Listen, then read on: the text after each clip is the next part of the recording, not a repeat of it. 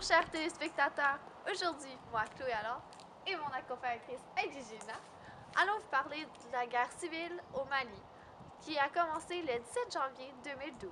Le Mali, voisine de l'Algérie et de la Mauritanie, est un pays constitué de catholiques, de protestants, d'animistes, mais la religion principale, c'est l'islam.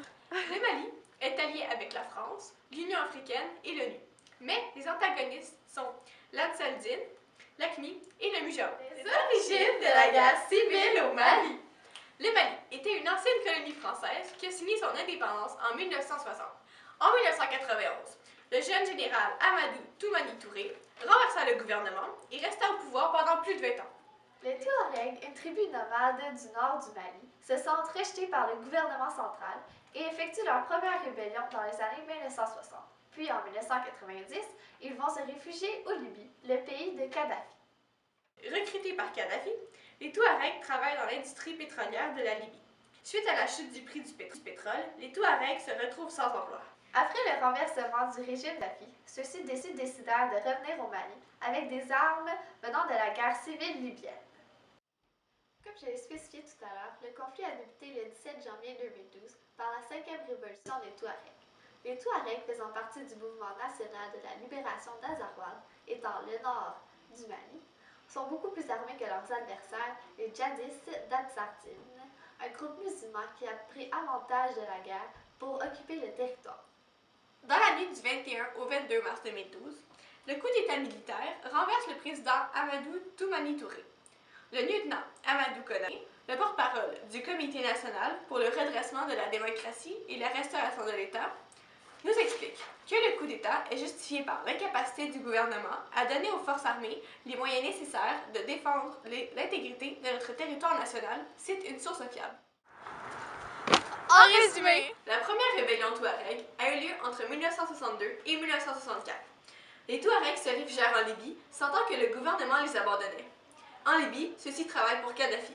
Le 17 janvier 2012 correspond à la 5e révolte des Touaregs qui débute la guerre du Mali. Le coup d'État renversa le président Amadou Toumani Touré dans la nuit du 21 au 22 mars 2012. Le 1er avril, le MNLA prend possession des territoires nord-maliens, dont Gao, Kidal et Tombouctou, qui seront ensuite acquis par les islamistes. Le 11 janvier 2013, l'armée française débarque au Mali à la demande de l'ONU. Le 30 janvier, l'armée française repousse les islamistes de la ville Kidal, Gao et Tombouctou par le nord du Mali. Puis le 18 février, il y a eu un accord cessez-le-feu entre le gouvernement malien et le MNLA. Voici maintenant Camilla, une journaliste qui a risqué sa vie pour capturer les atrocités. Mon expérience a été très traumatisante et marquante, mais je trouve ça important de montrer les atrocités qu'une guerre peut produire. Il y avait des femmes qui se faisaient violer, il y a des citoyens qui se faisaient torturer dans les rues, des enfants se faisaient même capturer pour devenir des enfants soldats. Il y avait plus de 150 000 réfugiés qui se sont tassés dans les pays alentours. Il y a environ 200 000 gens qui se sont réfugiés dans le pays ailleurs. Une paix fut scellée à Tombouctou durant la cérémonie de la flamme de la paix. Les Touaregs brûlèrent 3000 armes utilisées durant cette rébellion. Les tensions se sont résolues par un accord cessez-le-feu signé par le gouvernement qui a permis la tenue des élections présidentielles le 27 juillet 2013. L'ONU a créé le MISMA afin de former l'armée malienne et l'OIF a supporté l'attaque des Français. Le Canada, ne voulant pas intervenir dans cette guerre, a envoyé un avion avec des provisions et du matériel pour les aider. Ceci conclut Notre émission sur la guerre civile du Mali.